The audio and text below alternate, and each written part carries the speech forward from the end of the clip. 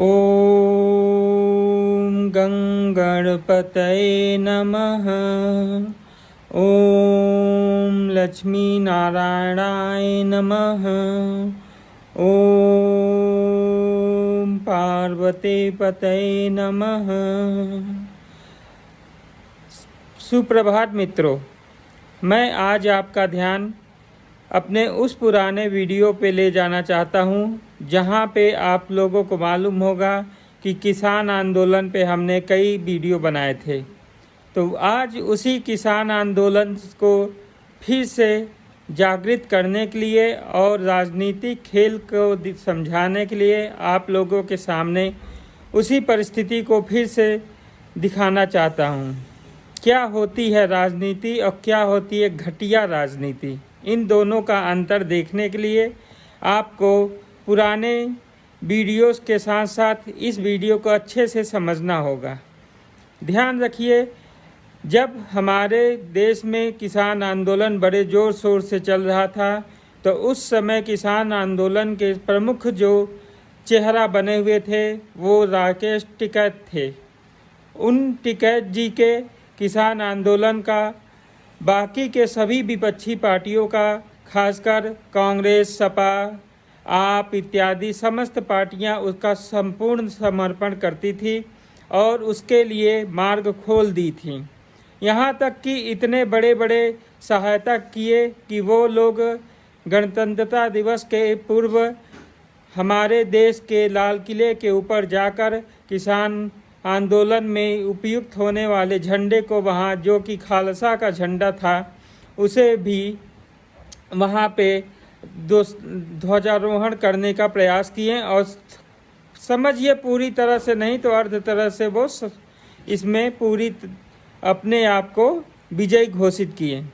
इन सभी मामलों को देखते हुए केंद्र सरकार में स्थित बीजेपी सरकार उस समय कोई बड़ी स्टेप नहीं उठाई, न ही उन्होंने आंदोलन करते हुए किसानों पे लाठीचार्ज करवाया, न ही उन्होंने उन सभी किसानों के ऊपर किसी तरह का आर्थिक, व्यवहारिक इत्यादि कोई भी कर और कुछ भी नहीं करवाया, बल्कि उन्हें अपनी अभिव्यक्ति की आज़ादी के अर्थात उन्हें सही जगह भी प्रदान किए और ये मामला पूरी तरह कोर्ट में चला गया।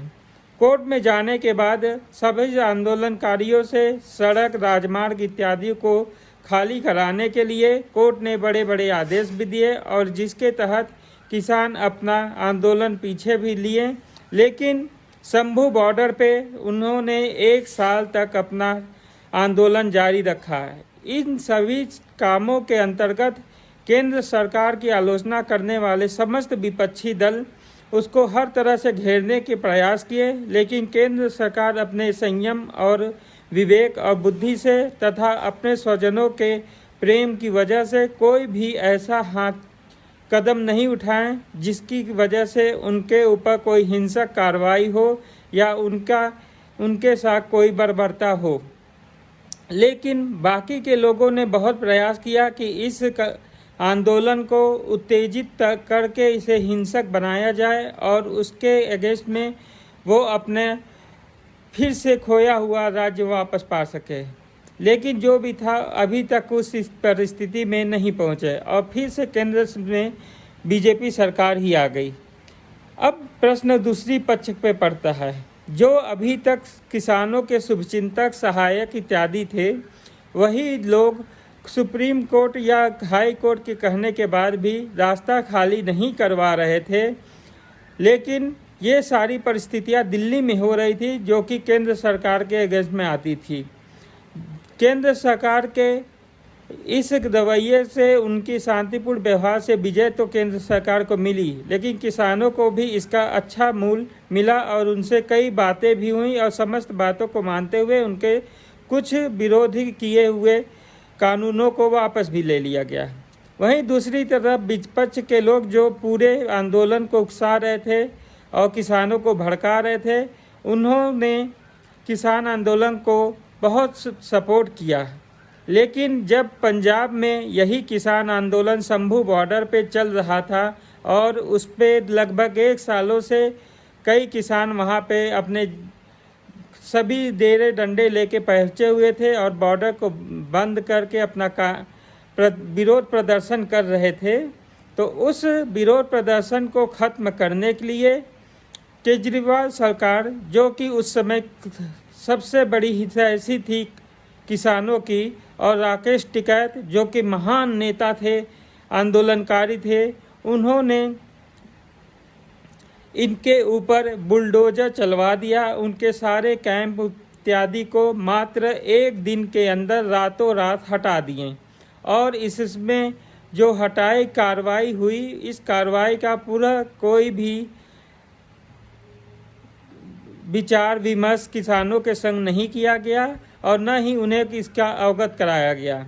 अंधेरे में क्यों ही इस कार्रवाई के बाद किसान आंदोलन के जो हितैषी थे वो किसानों को अपने पे ही हाल में छोड़ दिए तथा वहाँ शंभू बॉर्डर से 100 किलोमीटर दूर स्थित लुधियाना में अरविंद केजरीवाल खुद और उनकी पार्टी के समस्त नेता थे, लेकिन किसी ने इस पर जाकर या उनको सांत्वना देना या उनके प्रति कोई अपना आभार व्यक्त करना इत्यादि अपना दोष को मानने की बजाय उनका सपोर्ट करने वाले आज उनके विरोधी हो गए।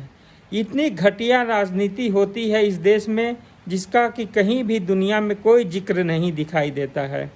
अपने आप को हमने बचपन में सीखा था कि यदि आपको किसी से आगे बढ़ना है तो अपने आप को ऊपर उठाओ, लेकिन हमारे राजनेतागण अपने आप को ऊपर उठाने के लिए दूसरों को छोटा दिखाने में नहीं कतराते और छोटे दिखाने के चक्कर में खुद इतने छोटे हो जाते हैं कि उनके बेशर्मों की तरह कहीं भी मुंह दिखाने लायक तो नहीं रहते, लेकिन ज़रूर पहुंच जाते हैं।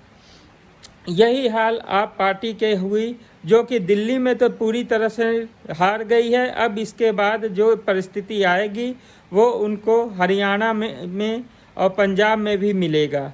हरियाणा तो वो पूरी तरह हार ही चुके हैं, पंजाब भी हार जाएंगे।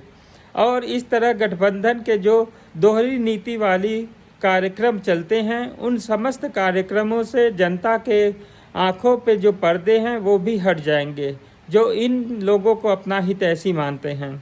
वास्तविकता तो यही है कि यदि किसान आंदोलन पे उतर जाएं तो उन्हें कहीं किसी सड़क पे जाने की ज़रूरत नहीं है, बस अपने खेतों में उतना ही अनाज उपजाएं जितना कि उनका पेट भर सके, तो अपने आप सभी त्राहिमाम मचा दे जाएगा। पूरे देश में अन्न की कमी हो जाएगी।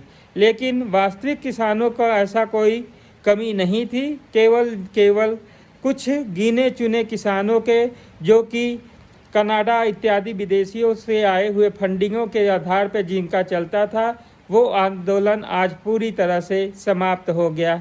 जिन्होंने बसाया उन्हीं ने उजाड़ दिया और किसान अभी भी दो राहों पे खड़े हैं। इस तरह के जो किसान आंदोलन या राजनीति में पढ़ के अपना जीवन बिताते हैं या उनके साथ जो अपना समय व्यतीत करते हैं, उन्हें हमेशा ध्यान रखना चाहिए राजनेता मात्र नेताओं के लाभ के लिए है, न कि आपके लाभ के लिए। जय हिंद, वंदे मातरम।